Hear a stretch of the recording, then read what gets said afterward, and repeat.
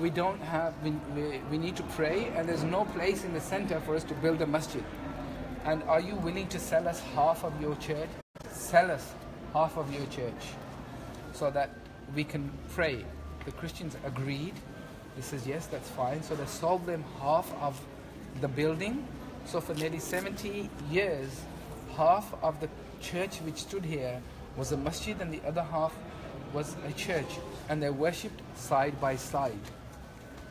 Then over time, what was happening is that the congregations in the masjid are growing and the congregations in the church are declining. What's happening? People are converting. People are converting. So the congregations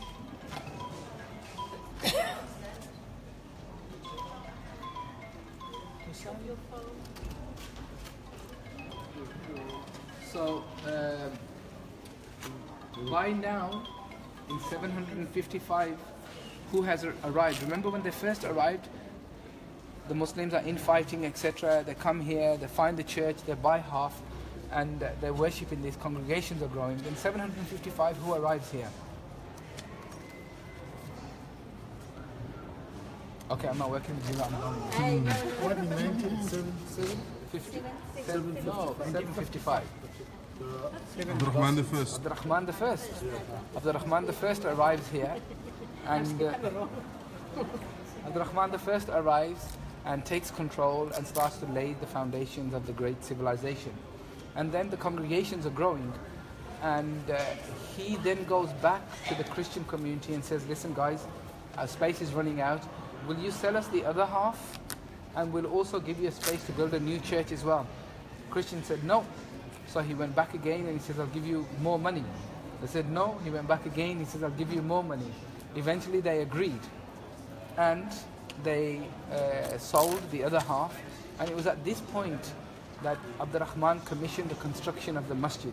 So now they are the legal owners. They have purchased it legally. So they can do whatever they like with it. It's at this point that they knocked down the church and built the masjid on top. So it was Abdurrahman, coming back to your question earlier, that it was Abdurrahman the First who started the construction of the Masjid of Córdoba. Okay, and the construction started in 785. Now just think about that for a moment. When the Muslims came in, they came in as conquerors. If they wanted to just come in and say, Christians move out, we're taking over this, could they have done anything? No. But no, Muslims do not do that. In 785, when Abdurrahman wanted to buy the other half, he could have gone to the Christian community and says, move out of the other half now, we want this building. No, but he had to wait until they agreed to the purchase. He offered them good money, but they said no. And he could have got angry and says, no, how dare you, you know, I'm offering you this. But he said no. He went back until they agreed to the price. And they were happy with the price, and they were happy to sell the building. Now they were the legal owners of this building, so this is when he started the construction of the masjid. Then over the next 200 odd years, the masjid is expanded. There's 4 extensions. Abdurrahman built the first masjid, then the extension is done by Abdurrahman II, then another extension is done by Al-Hakam, and then a 4th extension is done that way, because no more room behind is the river now, so there's no more room left to expand this way. So Abdurrahman, Al-Mansur, who was Al-Mansur? One Saint Tariq. I'm going away, I've had it. Al-Mansur, the guy who took over and...